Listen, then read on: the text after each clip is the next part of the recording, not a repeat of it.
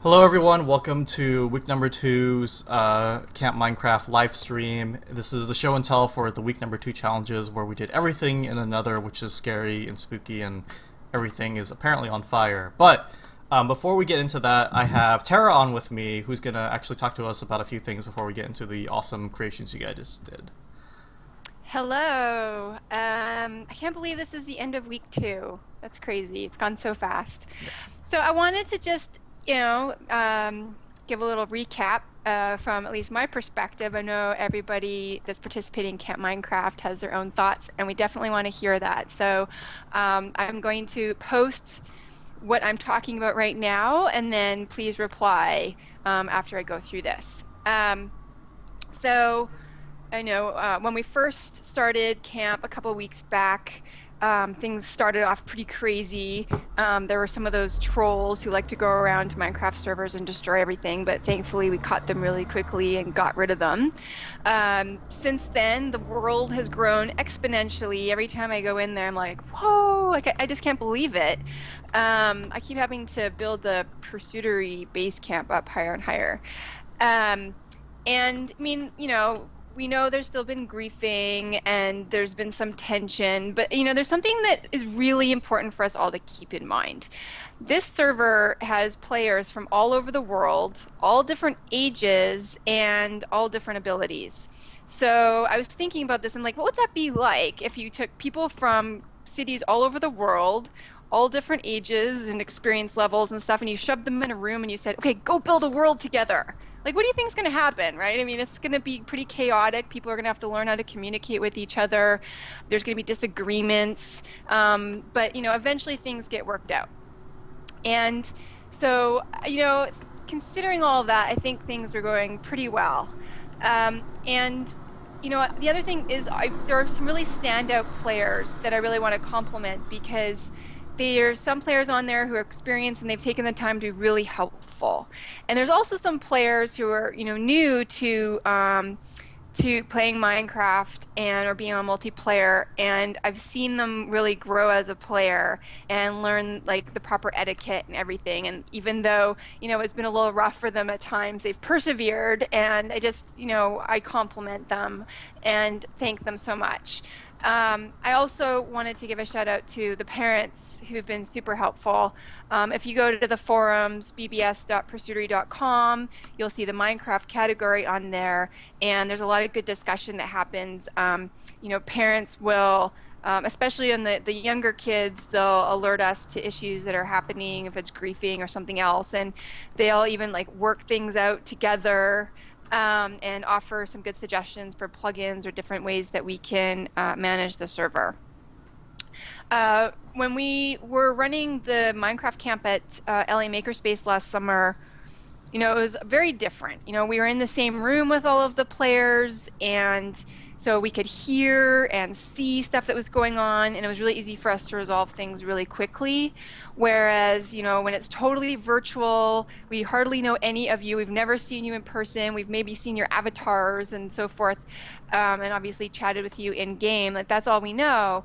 And so that means that we have to do work to continue to add plugins that are going to help with things. So I wanted to give you an update on that. The first thing around community management is that it's really important that we provide the right tools for the players to be able to really moderate yourselves. And that's where community norms are going to come out of. And so we want to provide that ability so that ops doesn't have to continually step in to help. So one of the plugins that, it's a combination actually. We already have log block, and that's tracking all the blocks that are getting laid down, etc. But we're also going to be working with permissions bucket. And so what that means is that players are going to be able to actually see the logs of blocks that are placed or removed. So if there's some issues around griefing, they'll be able to go and see that stuff themselves and not have to ask us to track it every time. And then hopefully once we have that enabled, then more of a discussion can happen if there is an issue, and not as much escalation needs to happen up to the ops team at Pursuitery. Um, then also along those lines, we also want to provide more privileges for the players. So if you work through a challenge and you're really helpful in the community, then we want to offer up more privileges. And I think Coach Tim and Victor are going to work through what that list of privileges are, and we'll make that really transparent to all of you. But I think like one of them would be that you can roll back your own stuff would be an example. Um, Survival versus creative mode. So right now we have one world in creative, and we've been individually switching some of you to survival. But I think what's better is if we just use the multiverse plugin, which means we can have multiple worlds on our server, which is awesome. So we'll have a separate creative mode and a separate survival mode. Because as you may or may not realize, when you're in creative, you can sort of build up your stash of stuff, and then you could say, hey, move me over to survival, and all of a sudden you have all this stuff that you should have had to work to get in survival mode, and that's not fair, right? So we're just going to have these two different worlds, and if you want to be in survival, you can go ahead and do that, but you can't bring your stuff over from creative.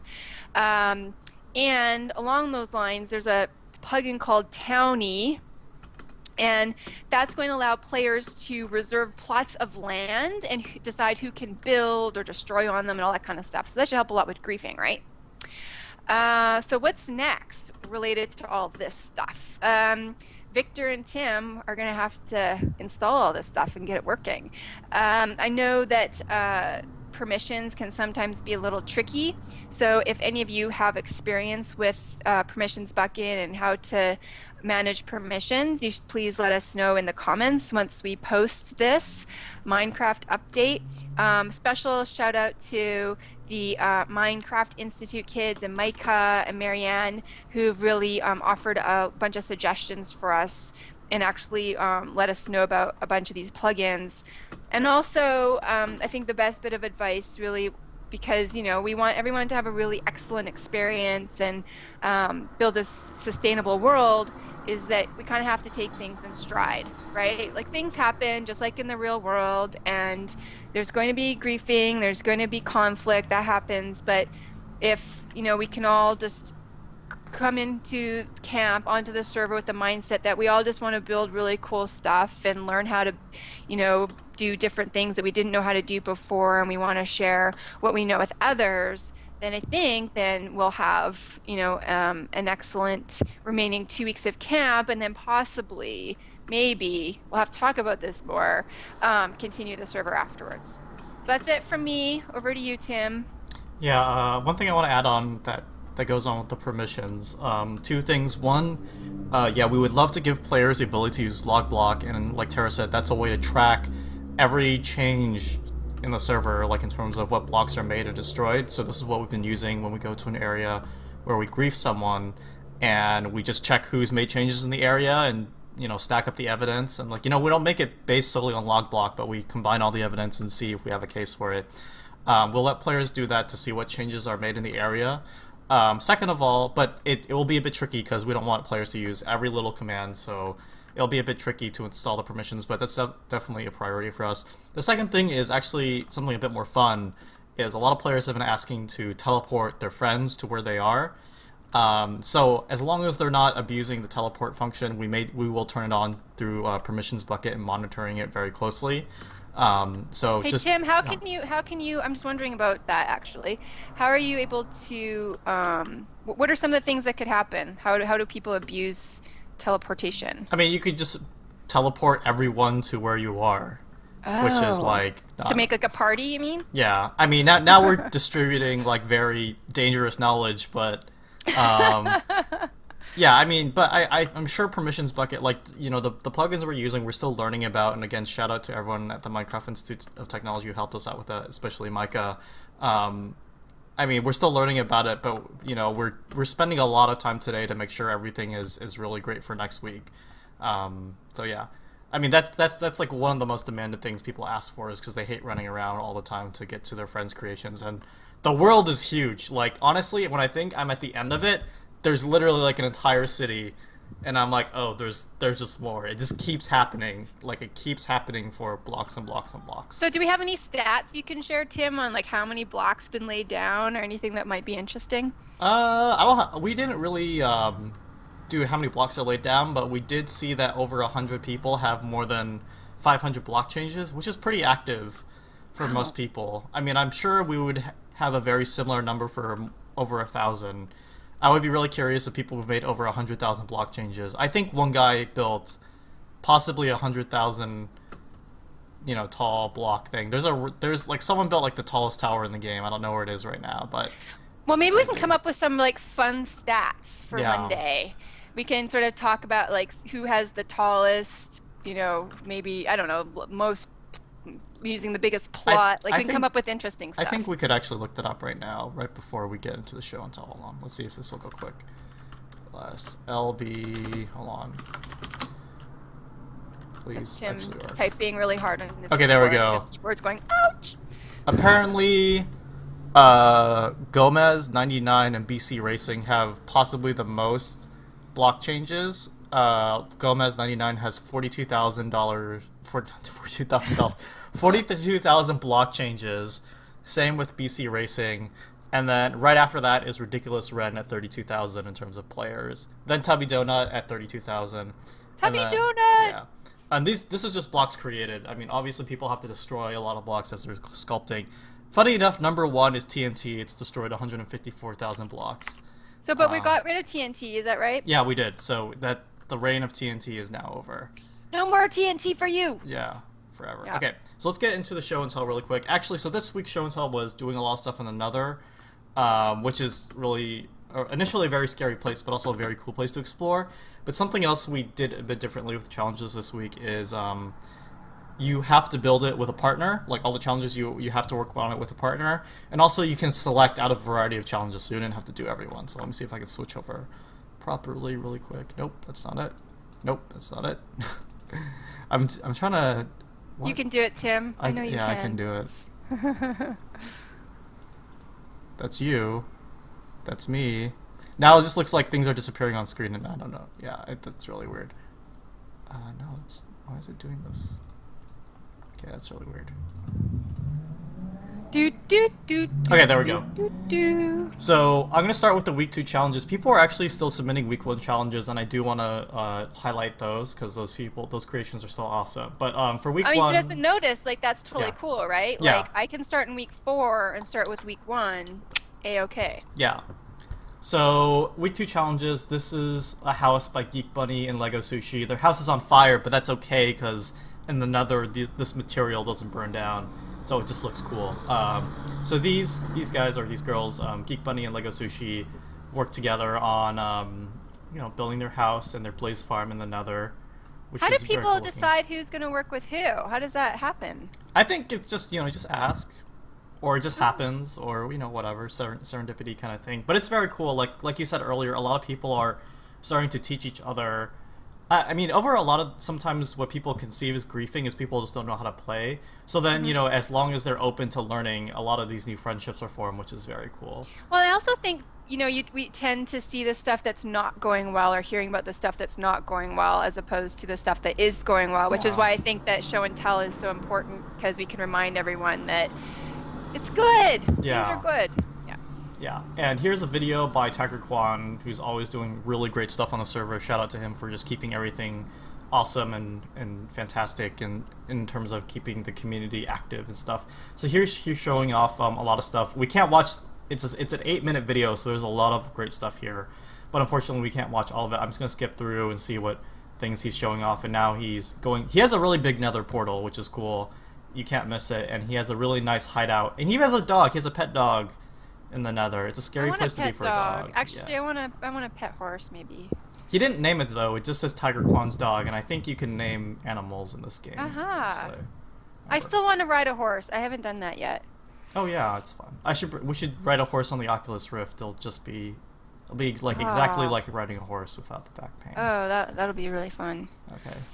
All right, so that's his video. Definitely check it out on the forum, and we really appreciate people making videos as well as screenshots and albums because it's like an extra dimension that you can check out their cool stuff. All right. So oops, what's this, week 1? Oh yeah, so that actually wraps it up for the week 2 challenges. Not a lot of submissions, but that's okay because, um, Wait, did you get Pink Puppy? is that in there? Did that Oh, just? hang on. Let me look at in Oh, the this was just member. updated an hour ago. Hang on, I was just looking at the Minecraft thing. I feel like I saw. Hang on, where's week two? Week two, week two. No, you're right. I missed it. There's a Please screenshot. hold. Yes, Yeah, there's a screenshot. there's a screenshot of Pink Pumpy and Tiger Kwan. Yeah, and that's their house. That's their house. Okay. Okay, so we covered Geek Bunny worked with Lego Sushi Hmm. and Puppy Pink and Tubby Donut and Tiger Kwan. We covered that one. Hmm.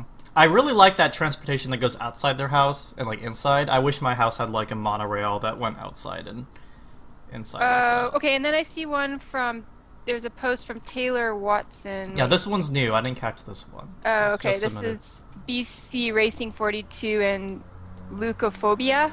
Oh, oh, that's cool. I thought that building was part of the game. Like, so sometimes the game makes like villages and like fortresses and stuff.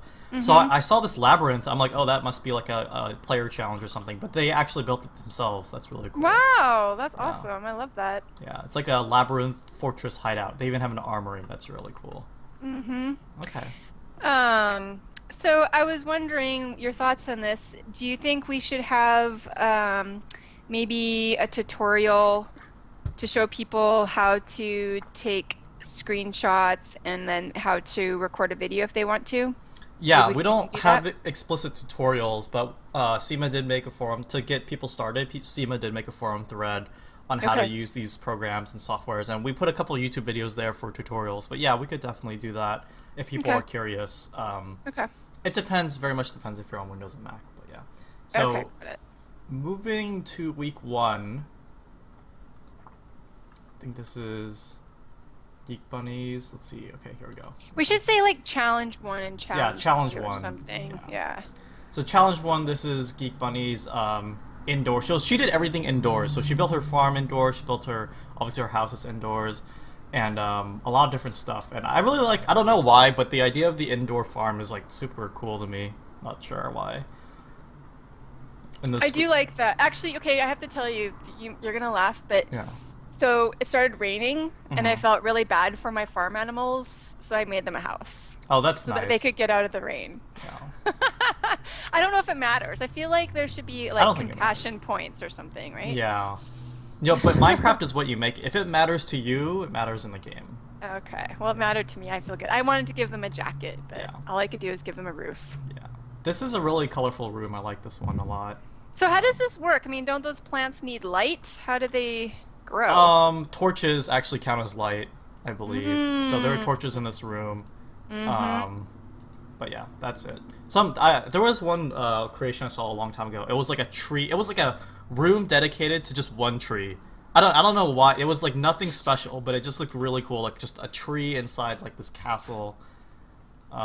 Maybe they plant a new one every couple. Ooh, I like days. the pink windows there. That's nice. Yeah, people have been using the stained glass windows and the tiles a lot. Do people model like when they're wanting to build a new house? Do they use Minecraft? I wouldn't be That surprised. would be It's doable. awesome, right? Yeah. Yeah, people use The Sims. I know, like actually they use The Sims house building utility to do that. Let's see. All right, so this week 1 pile is yours. This is Rick's home base. This is like a house. Oh, this is like the same thing as a house sticking out of a tree sticking out of a house, which I like. I just like it when plants are like integrated with the house. It just looks cool. So there we go. You're gonna be on a bit of a delay, and then to not wrap it up, but well, maybe to wrap it up. Oh yeah, no, it's the same. Yeah, to wrap it up is a house tour from. Let's see. Oh, Lego Sushi. So they also went ahead and made another video, which is very cool. Again, 7 minutes long, so we can't watch all of it, but looks like their house is part of a mountain, which is fantastic because I love mountain houses too. I just like it when the houses are a part of nature. It's just cool to watch. I know it's very nice. So, what is your thinking around when we think that we'll get the multiverse set up so folks we could have like actual separate survival mode and creative mode worlds? Hold on, I'm just watching him launch fireworks. Yeah, that's fine. Oh, he even named his pets. Anyway, so yeah, with that in mind, survival mode might be a completely blank server, because everyone's going to start off on equal footing, and creative will be just the way it is, and we'll try to announce it next week because, new week, give us a new week, a new start for that server, and people can feel free to bounce around between the two. Again, it might take some tweaking to get it just right, but yeah, I think it shouldn't be. Oh, whoa, Tim. Yeah. Stop the presses. People have, in fact, been submitting stuff crazy. This is going to be crazy on our Pursuitery challenge page. There are submissions here. That's fantastic. So we have a bunch of stuff on here. We need a bonus episode. So we're going to need a bonus episode because they've submitted images of their stuff, and we have to look through and see which of these things we've already shown because they also added them to the forum. Yeah. The forum, like for example, .boo1210 did challenge 1, and so I don't think that we've covered that one yet. So anyway, we're gonna go through that. Sorry guys. Mm-hmm. Sorry for confusion on that, but we're excited that there's more. Yeah, we'll have to do a bonus episode on that probably next week. But Watermaker 5, actually one of our participants in last year's camp, had a great suggestion to use a command block to switch game modes. That was actually initially our plan, but then we want people to start out in a fresh world for survival. That's not a bad idea if people still want to be in survival in our creative server. So we may go ahead and do that if people want to do that. Second of all, like another big shout out to Watermaker 5 because I think he's built the largest tower in the game.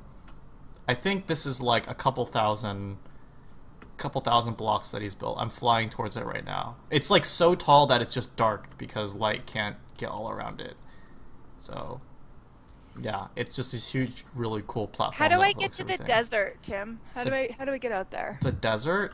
Yeah. I have no idea. It's just too big. Tell me how to get to the desert, someone. I want to know. You can have someone teleport you to there, or you can fly in that direction. Why can't I just type in "take me to the desert"?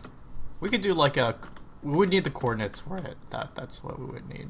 Oh, so okay. Did we post that? I mean, I think we posted how to find your coordinates, but how do you actually go to coordinates? You have to be teleported there, or you just follow the coordinates. So I think you press F3, and then that gives you your current coordinates. So you just have to match your current coordinates with, the coordinates that someone gave you for now. But once we give users the power to use teleport, they can just teleport to. They can type /TP their name and then the coordinates X, Y, and Z. So are you going to give a hint as to what to expect for week 3 challenges? Yeah. You don't have to tell them all, but maybe just a taste of what to expect. Yeah, I mean, the theme, we can probably talk about that, will be transportation.